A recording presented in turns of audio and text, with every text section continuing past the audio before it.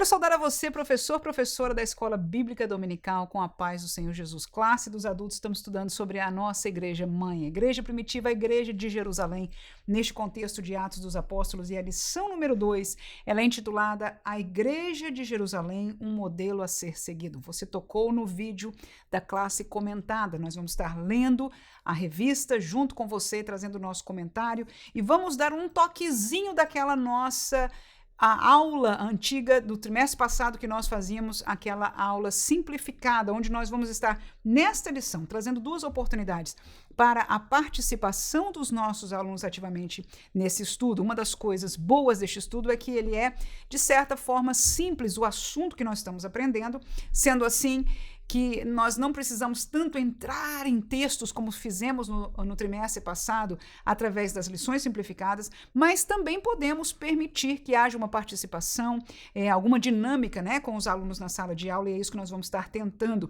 Aquilo que para você é mais do que normal, ler a revista com os alunos, para mim, torna-se um desafio, porque a maneira tradicional da professora Manuela Barros é aquele segundo tipo de vídeo, ou o primeiro que eu comecei a fazer neste canal, não é? Que é onde nós apresentamos para você 3 tópicos, 3 subtópicos, de uma maneira didática, não é? Colocada, diferenciada, ainda que totalmente baseada na lição. Se você está procurando aquele vídeo, então não é este aqui, você pode procurar no canal. Já está disponibilizado para você. Lição de número 2, portanto, a igreja de Jerusalém, um modelo a ser seguido. O textuário não podia ser diferente de Atos 2,42, perseveravam na doutrina dos apóstolos e na comunhão, no partir do pão e nas orações.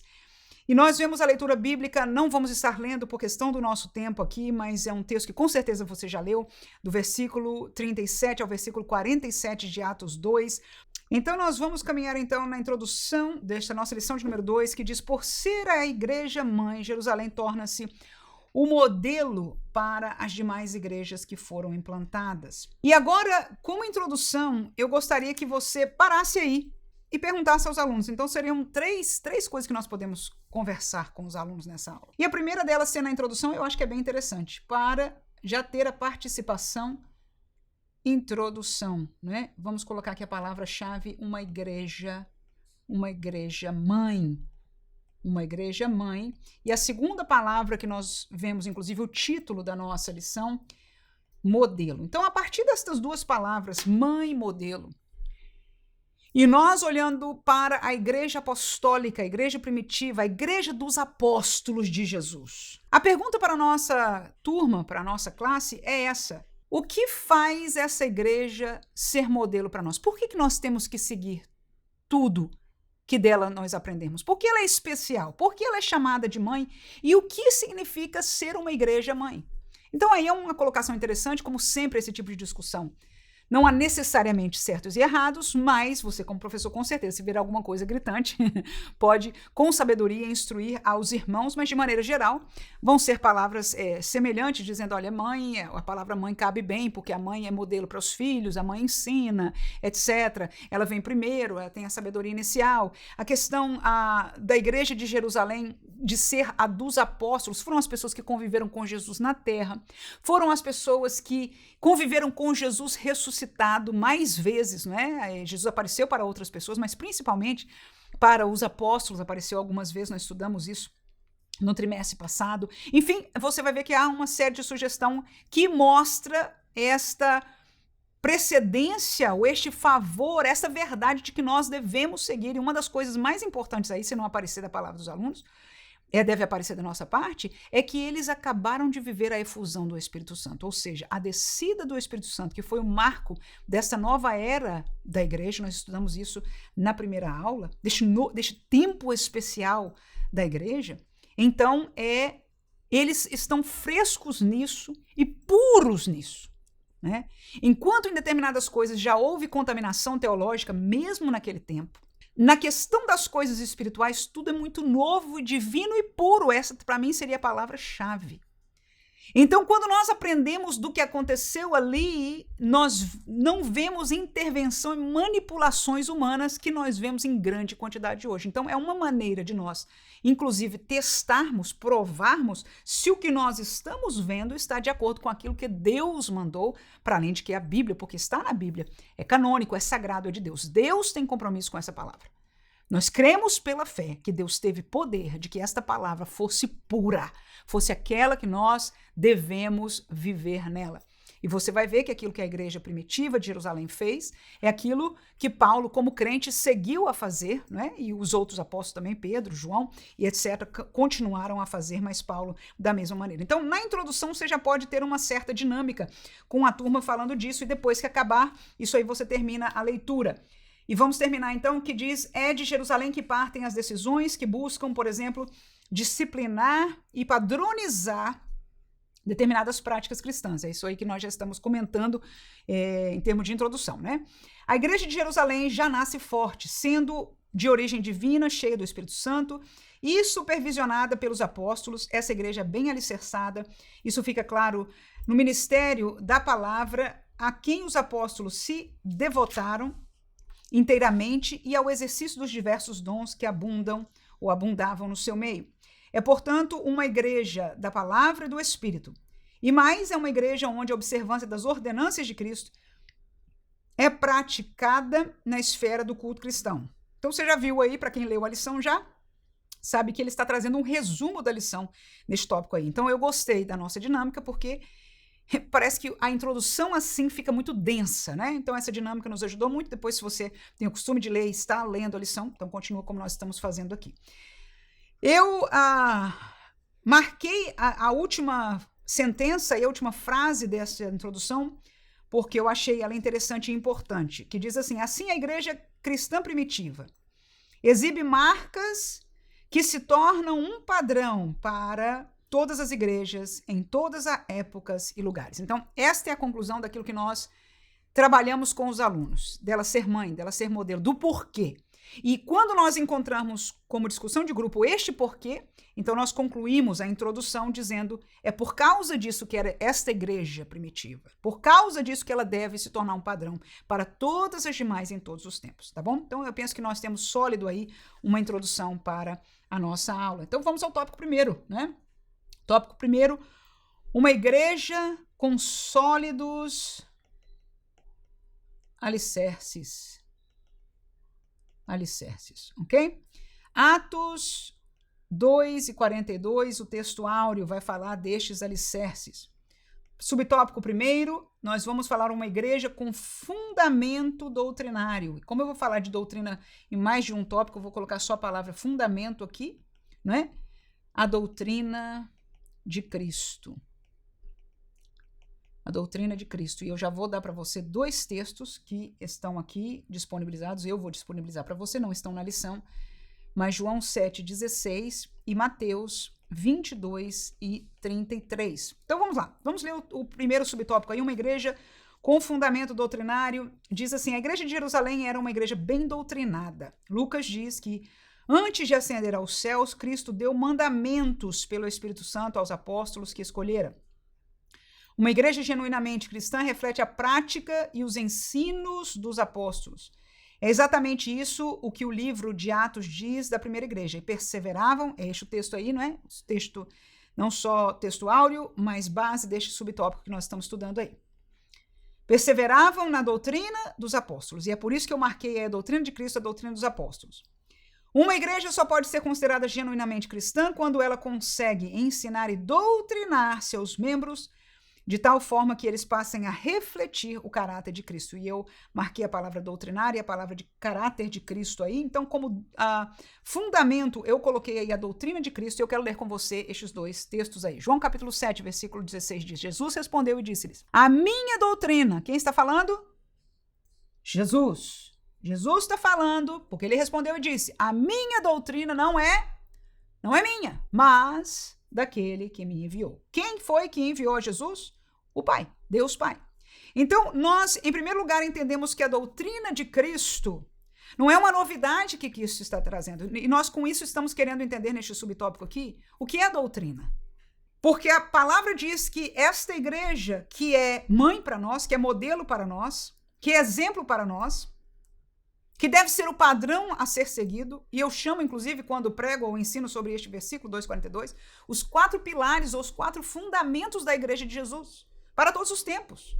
Para a nossa igreja atual, os 4 pilares são este versículo aí, estão no versículo 2:42 aí de Atos dos Apóstolos. Mas a pergunta é essa, dessa primeira parte da doutrina dos apóstolos, o que é isso, a doutrina dos apóstolos? Então, eu estou trabalhando na palavra doutrina e estou trazendo para você o que Jesus falou da doutrina dele. São várias palavras que ele traz, mas eu trouxe essas duas aqui para nós refletirmos alguma coisa com nossos irmãos. Ele disse, Jesus, que a minha doutrina, o que quer que seja doutrina, não é minha, mas daquele que me enviou. Então, este caminho, isto que Jesus ensina, vamos deixar por aí, o que Jesus ensina não veio dele, mas de Deus Pai. Segundo texto, Mateus capítulo 22, versículo 33, diz, e as turbas, ouvindo isso, ficaram maravilhadas da sua doutrina. Então, a segunda coisa que eu vejo aí é que Jesus, quando ele ensinava, quando ele falava, as pessoas se maravilhavam da doutrina dele. Ou seja, aquilo que Jesus falava era algo que trazia, chamava a atenção das pessoas, porque era diferenciado de como os demais líderes da palavra na época falavam. Veja que o contexto ali, todos são religiosos, são judeus, são conhecedores da mesma palavra que Jesus conhece. Jesus estava escrevendo com a sua vida o Novo Testamento. Quando ele fala escrituras, ele está falando do Antigo Testamento, que é o que ele conhece. E os judeus também conhecem. Claro que Jesus tem o conhecimento por ter vindo, ele sabe até do futuro, no sentido, no contexto do projeto do Pai, mas eu quero fazer-nos entender isso. Então, a doutrina ou o caminho de Deus, e aí vamos então marcar aqui mais ou menos o que a doutrina de Cristo ensinaria. O que seria a doutrina de Cristo, que também é a doutrina de Deus, que também é a doutrina que os apóstolos agora, que aprenderam de Cristo, que veio de Deus, estão ensinando. Então, doutrina não é só a história das Escrituras, como os judeus bem conheciam, todos eles. Não se trata só do conhecimento dos textos proféticos e outros tantos textos, mas se trata do conhecimento do caminho de Deus para cada um de nós. Então, através da doutrina, nós conhecemos quem é Deus. Quem é Deus? Através da doutrina, nós conhecemos como Deus age. Isso seria historicamente. É interessante, é outro texto que fala, ele falava diferente porque ele falava com autoridade, não é isso? Era Jesus e as pessoas chamavam a atenção de como ele falava a doutrina com autoridade. A prática também é parte da doutrina, e é isso que é, para mim, importante, a prática dos mandamentos, estatutos. E em quarto lugar e último, e mais importante, viver nos santos caminhos de Deus. Porque geralmente quando eu ensino sobre doutrina, eu comparo a doutrina de Deus com o caminho de Deus. A doutrina de Cristo com o caminho que Cristo propôs. Mateus 7, Cristo propõe que na vida espiritual há somente 2 caminhos. Um caminho que é apertado, uma porta estreita, um caminho apertado. Uma porta larga e um caminho amplo, espaçoso, mas um conduz à salvação e outro conduz à perdição. São poucos que encontram, outros são muitos que entram por eles. Então, estes santos caminhos de Deus e que a sua santidade e a doutrina faz ele apertado, é exatamente o que é a doutrina. Viver na doutrina de Cristo é viver no caminho apertado. Então, a doutrina é símbolo do caminho e o caminho é apertado por causa da doutrina. Quando eu ensino sobre doutrina, geralmente eu faço esta comparação. Mas o interessante, então, nós entendermos que a doutrina de Cristo, que é a mesma doutrina dos apóstolos, trata-se de quem, então, irmãos? Com essas palavras que nós colocamos aqui. Trata-se não só de conhecer as Escrituras, mas a vivência delas no nosso dia a dia. Viver num caminho santo, ser santo é apertado, é fora do normal. É limpo de todas as coisas do mundo, inclusive das coisas do mundo que estão no nosso coração. É ter a circuncisão de Deus feita no coração, não na carne da pele. Né? Então, este era o fundamento, o primeiro alicerce, a palavra do primeiro tópico, chave são os alicerces, o fundamento era a doutrina de Cristo. Através da doutrina você conhece não só a teoria do que é Deus, de aquilo que Deus é, de quem é Deus, as ações de Deus, que através da história se reconhece, e através das suas ações você conhece Ele, Deus, como relacionamento, com relacionamento em relação à humanidade. Você conhece os mandamentos, mas conhece a prática, porque Ele, pela lei, nos disse o que fazer, como fazer, o que lhe agrada, o que lhe desagrada. Mas, sobremaneira, a doutrina de Cristo é o caminho de Deus, é como viver na prática o caminho. Então, quando nós vivemos na sã doutrina, quando nós ensinamos a sã doutrina, estamos ensinando o santo caminho de Deus, onde nós aprendemos com certeza nas Escrituras. Mas, como eu disse, não é uma escritura só teórica, como os demais fariseus, saduceus explicavam, escribas e etc., mas eles se maravilhavam em Jesus, porque a doutrina dele tinha esta vida que nós estamos falando dela. Vamos ao segundo subtópico aí? Segundo subtópico, perseveravam na doutrina dos apóstolos. Esta daí vai ser a segunda oportunidade para você ter uma interação com a turma, tá? Perseveravam. Vamos ler. A expressão diz muito sobre o processo de discipulado da igreja de Jerusalém. Era uma igreja bem doutrinada e, portanto, bem discipulada. A palavra doutrina traduz o termo grego didaché, que significa ensinar e instruir. Tem a ver, portanto, com o discipulado cristão. O discípulo é alguém que consegue reproduzir, isto é, levar adiante o que aprendeu de seu mestre. Os apóstolos, e eu marquei essa frase aí, aprenderam de Cristo. A igreja cristã primitiva aprendeu dos apóstolos. É isso aí que eu marquei, segue a leitura. E agora vivia isso a fim de transmitir a outros o que aprendeu. A tragédia da igreja acontece quando ela não consegue ser discipulada, nem tampouco discipular. Então aí é interessante. O alicerce, começando neste versículo aí, perseveravam na doutrina dos apóstolos. O alicerce é a doutrina, ok? Mas a parte da perseverança, o pastor José Gonçalves propõe que para perseverar é necessário discipular, portanto, depende. A igreja perseverar na doutrina dos apóstolos depende do discipulado. Agora, tem duas coisas aí. Primeiro, não se pode, ou pelo menos não é favorável um discipulado em outro alicerce. Alguém pode ser bom discipulador, mas se o alicerce for outro, então também não vale a pena. No entanto, se nós já temos o fundamento correto, o alicerce correto, que é a doutrina de Cristo, que é a mesma dos apóstolos, por isso que eu sublinhei isso aqui. Os apóstolos aprenderam de Cristo e a igreja aprendeu dos apóstolos, não é assim? Então, nós vamos fazer uma pergunta para nós questionarmos, pensarmos neste momento aqui. Qual é o papel da igreja local? E qual é o papel do crente individual? E este é um momento de discussão aí na sala de aula. Vou explicar. O discipulado, historicamente, tem sido um assunto de discussão entre líderes, professores, as pessoas do ministério, porque todos entendem que se nós queremos uma igreja estável, uma igreja segura no conhecimento de Deus, que permaneça na fé, que não se desvie facilmente, nós precisamos discipulá-los. E tem uma coisa que é muito importante aí, e é a chave que eu ligo tudo isso aí. A perseverança da igreja nesta mesma doutrina depende do discipulado, porque se nós não seguirmos a mesma doutrina e vida, e essa doutrina fala de vida, vivência no santo caminho de Deus, que é a geração anterior, nós seremos a geração que enterraremos essa doutrina. Escute, por favor. Nós podemos ter conhecimento de teologia, nós podemos falar bem, até caminhar bem na historicidade, no textual da Bíblia, mas na vida cristã, que nós vamos ver o exemplo claramente, essa lição é muito rica, simples, mas rica, riquíssima. Na vida cristã, nós estamos perdendo, e nós estamos sendo a geração que estamos enterrando se não fizermos a mesma coisa.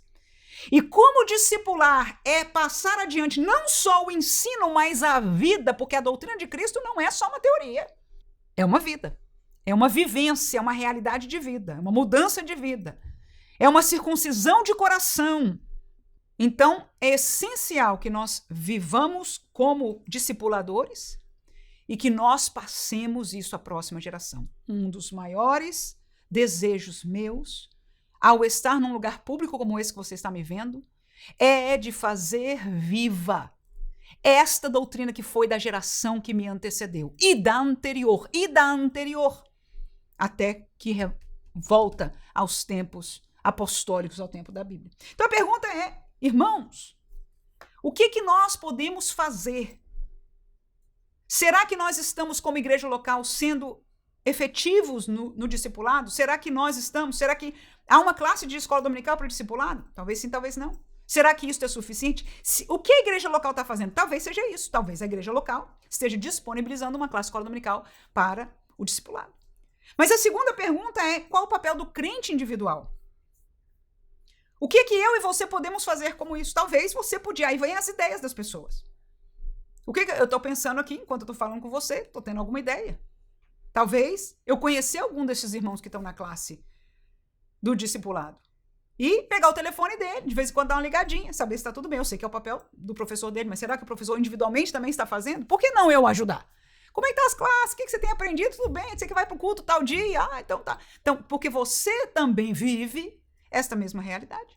Então, você pode participar. E aí, vem outras colocações que na sua turma, né, entre você e os seus alunos, possam trazer à tona aquilo que a igreja local faça, que de uma igreja para outra vão ser diferentes. Mas é bem interessante pensar o que nós podemos fazer, até mesmo aquelas pessoas que nós conhecemos, como nós devemos participar no discipulado na igreja. Para quê? Para que a igreja permaneça. Para que a igreja permaneça, para que este evangelho, esta doutrina dos apóstolos, a doutrina de Cristo, que é a doutrina de Deus, siga adiante. Terceiro subtópico aí, relacional. Então nós temos aí, terceiro subtópico, uma igreja relacional e piedosa. A igreja de Jerusalém perseverava na comunhão. A maioria dos intérpretes entende que a palavra grega koinonia, traduzida aqui como comunhão, é uma referência às relações interpessoais dos primitivos cristãos. A primeira igreja era, portanto, uma igreja relacional. Assim, perseverar na comunhão tem o sentido de se dedicar à construção de bons relacionamentos. Tem a ver com o modo de vida dos crentes. Sem o cultivo de relações interpessoais fortes, a igreja cai em um mero ativismo. Há muita atividade, mas sem o calor humano que caracteriza a verdadeira vida cristã. A mesma igreja que perseverava na doutrina dos apóstolos e na comunhão era a mesma igreja que vivia em oração. A igreja de Jerusalém orava. Assim, Pedro e João foram ao templo na hora nona da oração. Os apóstolos estabeleceram como prática dedicar-se à oração. A igreja, reunida na casa de Maria, mãe de Marcos, se dedicava à oração. Então, o terceiro tópico vai falar de relacional. Eu quero trazer três pontos aqui, que é o finzinho de Atos 2:42. Perseverava na doutrina dos apóstolos, né? Depois disso, na comunhão, no partir do pão e nas orações. Então, eu vou colocar aqui, olha, comunhão, partir do pão, partir do pão. E eu vou colocar aqui a oração. E, como o pastor falou aqui, o partir do pão pode significar a Santa Ceia, mas ele fala que estava em contato com a festa de amor, que era uma comunhão social, ele fala do relacionamento entre os irmãos e etc, etc. Então, entre a comunhão e o partir do pão, eu vou caracterizar que havia uma convivência espiritual e havia uma convivência social. E o desafio para nós é viver isso nos dias de hoje. Uma das coisas interessantes desta igreja, que é a mãe, que é a modelo, que é a padrão, que é o exemplo para nós, é que eles se reuniam todos os dias. Muito interessante. Então, essa convivência espiritual todos os dias e a convivência social todos os dias, ela tinha duas plataformas que faziam ela trazer o sucesso espiritual que a gente chamaria e daria nome ao alicerce da igreja. A primeira é a palavra. Se nós nos juntamos e convivemos todo dia, alimentando-nos da palavra, vai haver uma comunhão espiritual naturalmente por consequência. Vou explicar outra vez. Se o povo vem para a igreja todo dia, escutar o pastor falar e ensinar da palavra de Deus, e nós estamos juntos, comungando juntos no mesmo lugar, só pelo fato de estarmos ali ouvindo a palavra, nós temos fortalecido, nós estamos sendo instruídos e vamos tendo comunhão espiritual por estarmos aprendendo juntos, ok? Só pela natureza deste fato já há alguma coisa. Então, se há a Santa Ceia no sentido espiritual, no sentido de lembrar da morte de Jesus, ainda mais, todos nós estamos sendo lembrados, que é o contexto que explica aí, que eles conviviam possivelmente diariamente com isso, com a Santa Ceia. Nós, aqui, como igreja, neste caso, estaríamos lembrando sempre do sacrifício que Jesus fez por nós. E que nós que convivemos na Santa Ceia, mesmo que seja uma vez por mês, sabemos quão marcante é para nós esta lembrança cada vez que o fazemos. Mas o partir do pão ou esta comunhão também trata-se de uma convivência social. E que, como diz a revista para nós, não é? Relacionamento necessita dedicação, necessita tempo, às vezes é inconveniente para as nossas pessoas, para cada um de nós, em verdade, né? E eu encontro que a oração, e é por isso que eu botei aqui embaixo, ela torna-se a chave para a possibilidade espiritual de que esta realidade de comunhão continue e permaneça na igreja. Porque quando a gente está junto e comunga socialmente, os problemas começam a acontecer. As diferenças começam a se levantar. E nós conhecemos e reconhecemos isso na igreja. E até da vontade, até as prioridades aparecem. Mas quando nós estamos diariamente alimentando a palavra, mas sobremaneira também junto com isso, orando, uma vida de oração é o antídoto daquilo que nós hoje, como igreja em geral, estamos vivendo. Para trazer de volta a igreja mãe primitiva, nós temos que começar a mais vezes ouvir da palavra de Deus, mas muito mais voltar àquilo que mais nós corremos dela, chamada oração. Porque quando nós oramos como corpo, comungados na oração, nos une às necessidades do outro. Isso se chama a palavra intercessão. E a segunda coisa, frutifica o amor, a paciência,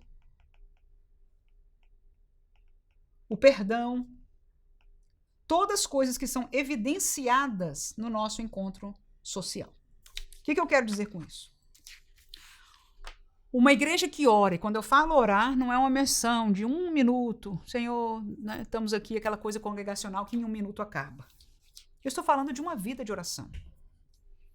Uma vida de intercessão. Quando você intercede por alguém, quando nós nos reunimos, escuta por favor, modelo de igreja primitiva aí da Bíblia, se reunia todo dia e orava. Com certeza, como nos nossos dias, algum irmão tem alguma necessidade, e alguma irmãzinha falava, eu estou isso, etc, etc, etc. Quando você acabou de escutar, você já tem empatia natural, humana, pela necessidade da pessoa. Mas quando você começa a orar, você convive com aquilo que a palavra de Deus diz. O Espírito fala aos nossos espíritos, ajuda o nosso espírito a interceder. Então nós começamos a sentir a dor do irmão e viver o mistério da intercessão.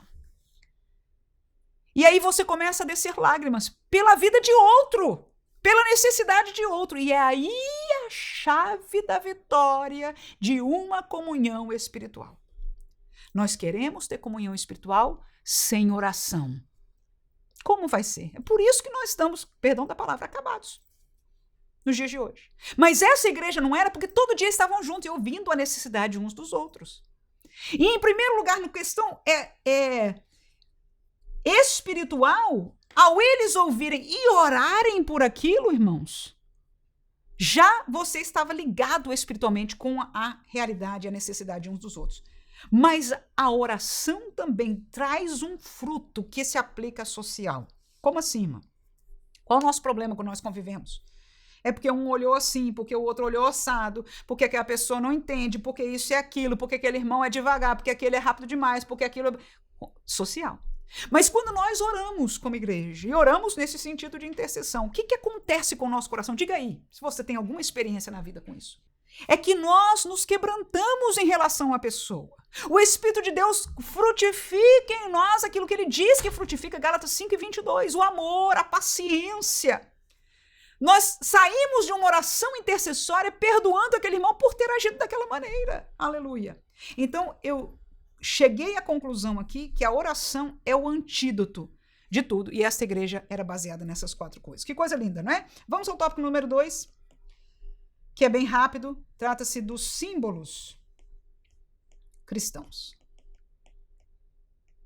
Tópico número 2, uma igreja observadora dos símbolos cristãos. Primeiro, o batismo. Após o primeiro sermão do apóstolo Pedro na igreja de Jerusalém, e como resposta a uma pergunta, ele disse ao povo, arrependei-vos e cada um seja batizado em nome de Jesus, Cristo para perdão dos pecados. Naquela época, a primeira igreja batizava quem se convertia, ou seja, era imediato, não tinha curso preparatório e nem muito tempo depois. Se converteu, já era chamado a ser batizado ali mesmo.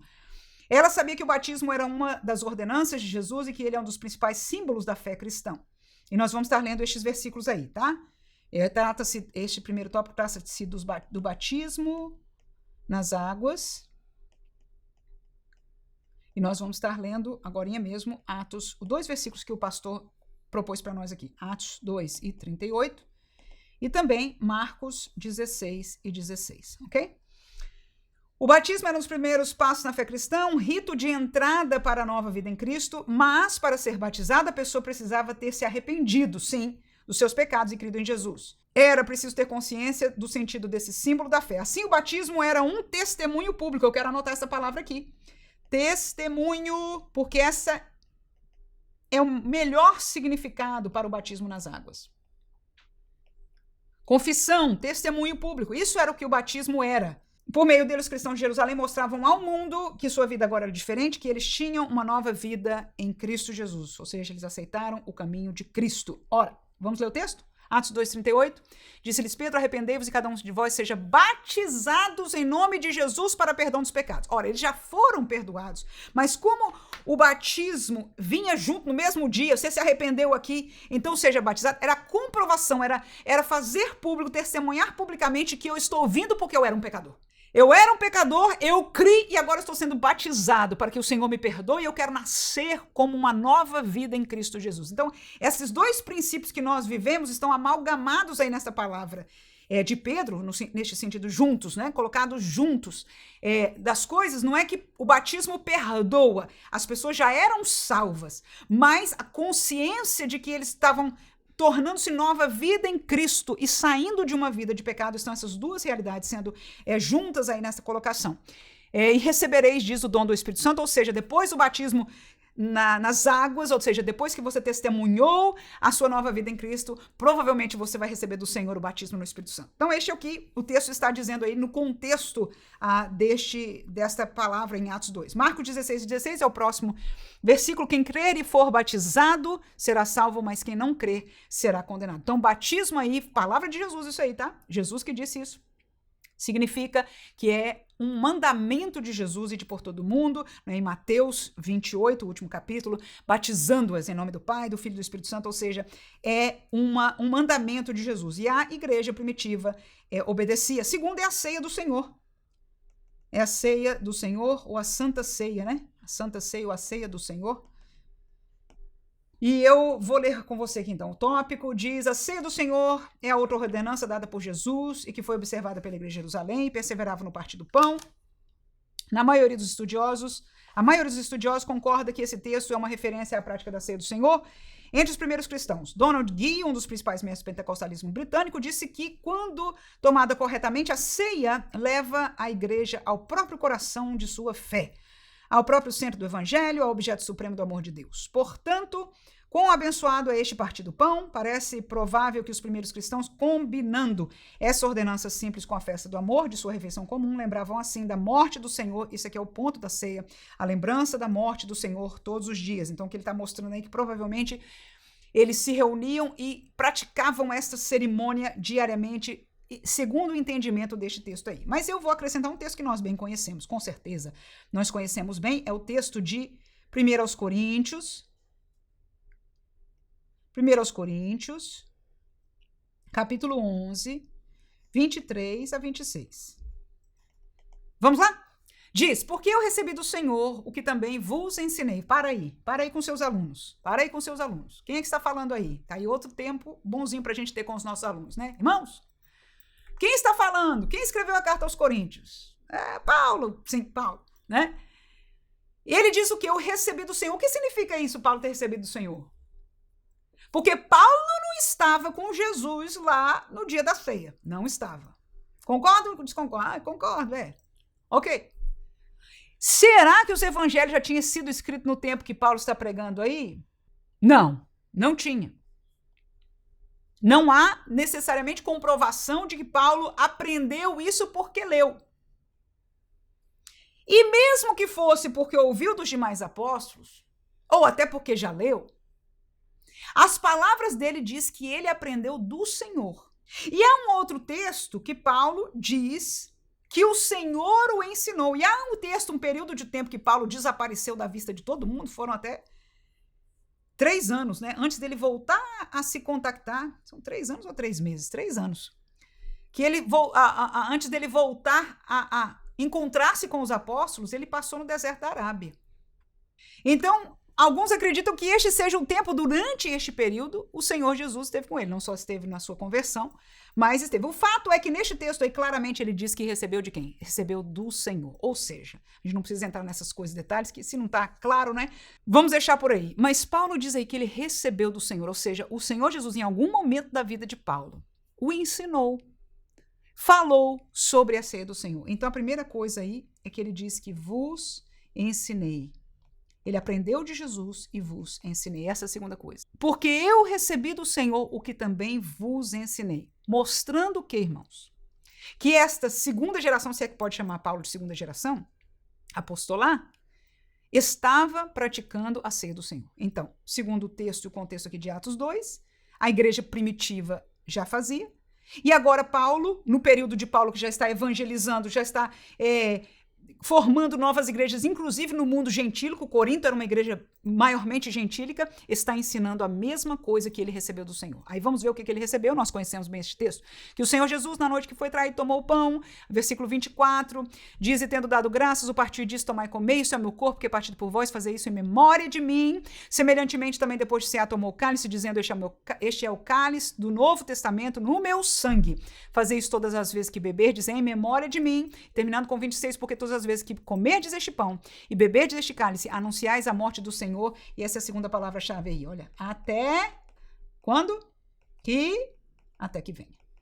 Então, a igreja tem que celebrar a Santa Ceia, a ceia do Senhor, a memória dele, neste contexto do cálice e do pão, em lembrança, em memória da sua morte, anunciando a morte do Senhor até que ele venha. Então, está aí a realidade dos dois símbolos cristãos. Terceiro e último tópico da nossa lição.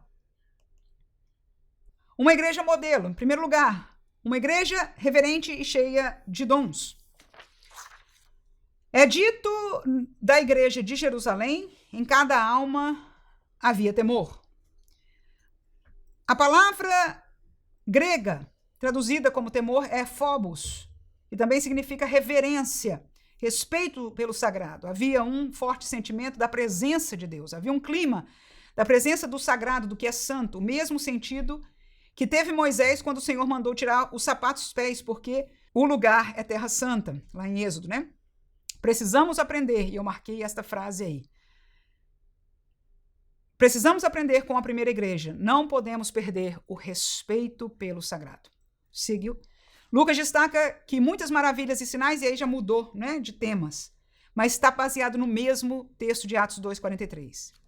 Que muitas maravilhas e sinais faziam pelos apóstolos, sinais e maravilhas, no caso dessas duas palavras originais gregas aí, são as mesmas palavras usadas pelo apóstolo Paulo para referir aos dons do Espírito Santo que se manifestavam em suas ações missionárias.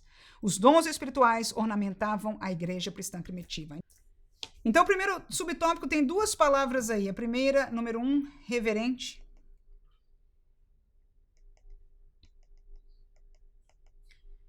E eu vou colocar que me chamou a atenção, presença de Deus.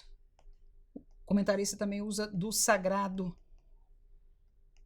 baseado aí em Atos 2:43. Você pode reler com os seus alunos. Então, a primeira palavra que ele chamou a atenção é que em toda a alma, em todos os membros da igreja, havia temor. Este é um assunto que depende do tempo que você tenha na aula. Eu acho um assunto muito interessante. Eu trabalhei um pouco mais na minha aula, da outra maneira que eu faço, né, tradicional, a questão deste temor, da evidência deste temor, inclusive com alguns exemplos práticos nos dias de hoje, onde nós encontramos a falta de temor na igreja. Mas, se você achar por bem de fazer alguma pergunta, por exemplo, como se mostraria a reverência hoje na igreja?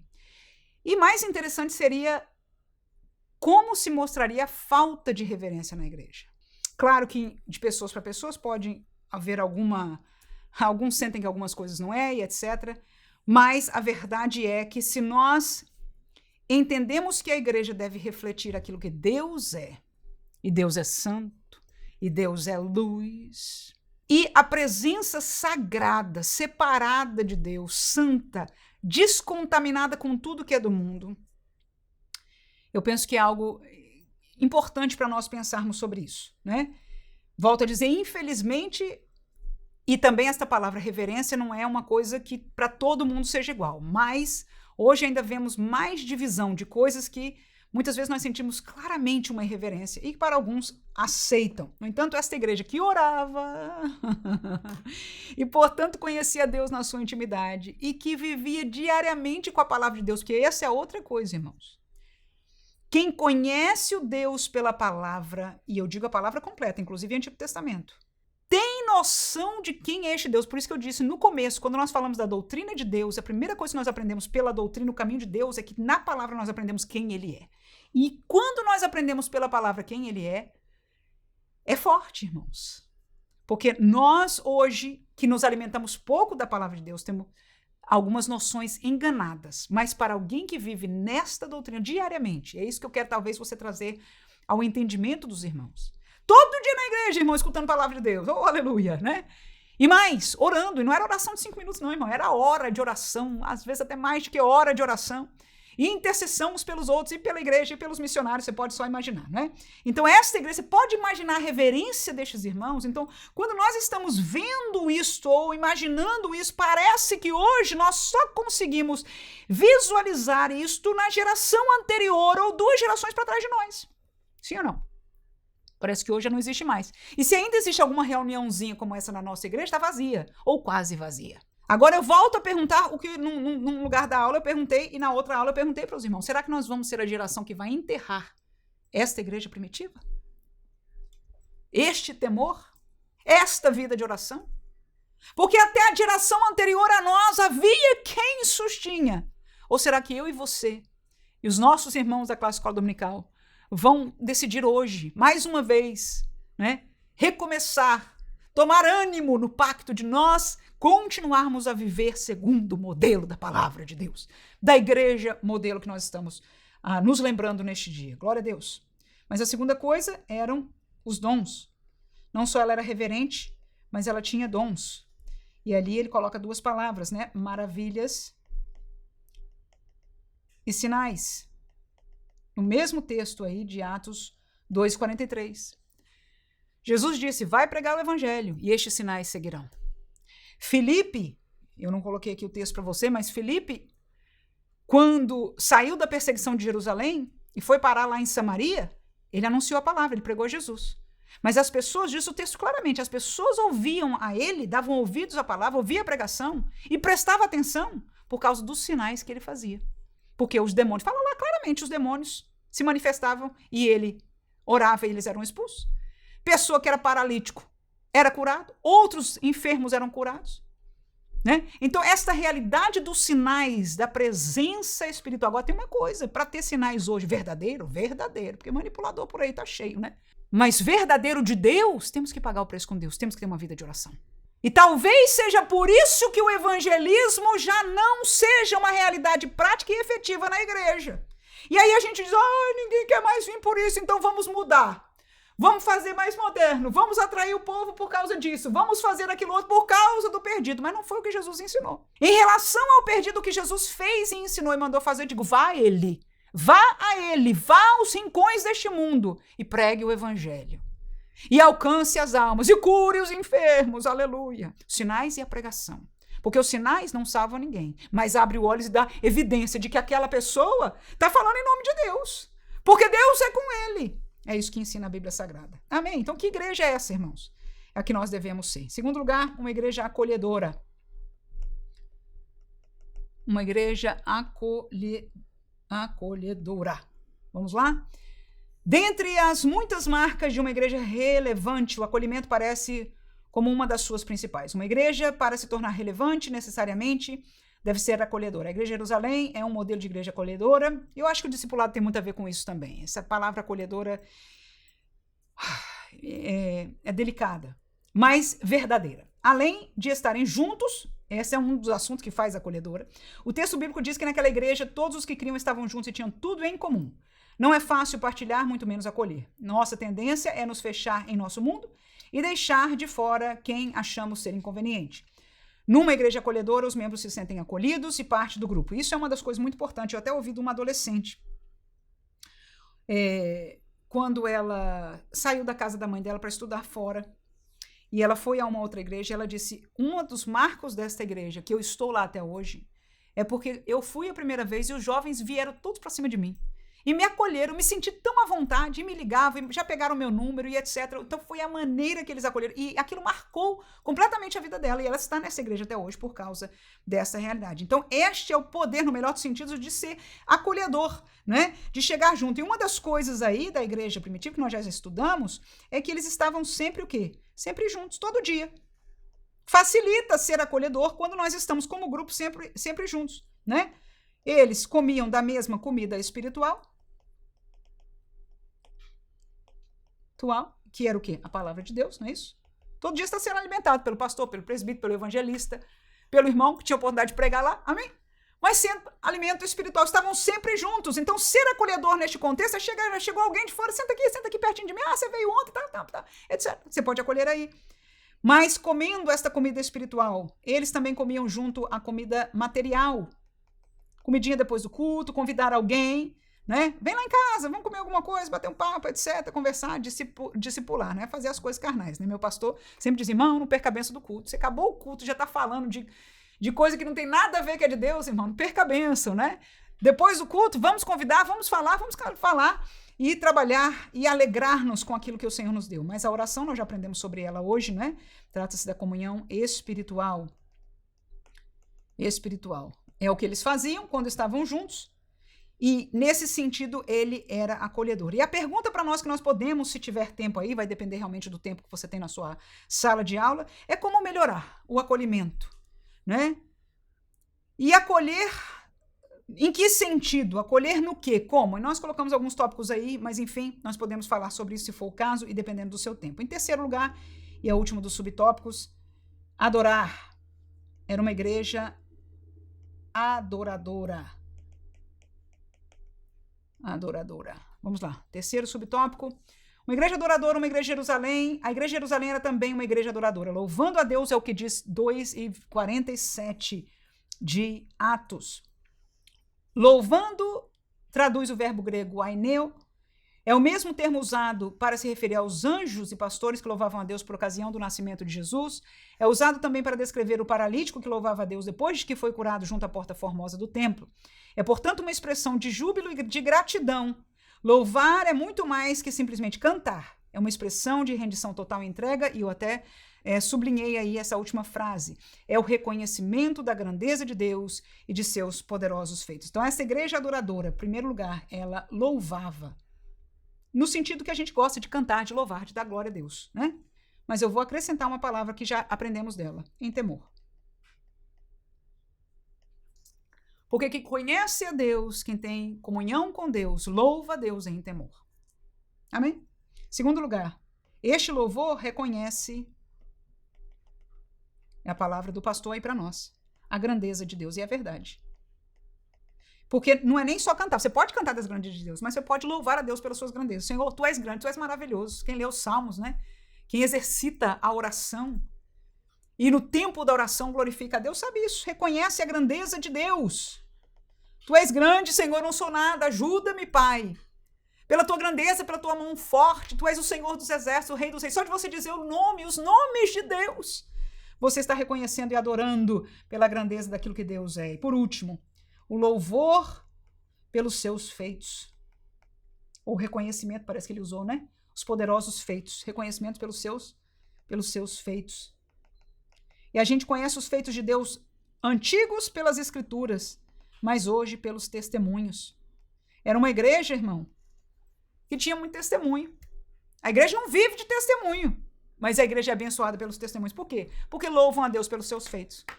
Quando alguém diz, irmãos, eu estava numa esquina e aconteceu isso, né? Quem não assistiu ainda a entrevista com o pastor Serafim, ele conta testemunhos. Glória a Deus, um homem servo que amou o estudo da palavra de Deus e da teologia. Foi um autodidata, mas que viveu uma vida genuinamente pentecostal e por isso tem muitos testemunhos do poder de Deus na sua vida. E quando ele conta, nós nos alegramos e louvamos a Deus. Bendito Deus que deu livramento ao teu servo. Bendito Deus que o guiou, deu a palavra naquele dia e naquela hora. Então, a igreja adoradora, quando vive nessa dimensão que Deus nos deu um coração, de sermos aqueles que vão dar continuidade à igreja primitiva, à igreja mãe, à igreja modelo. Amém.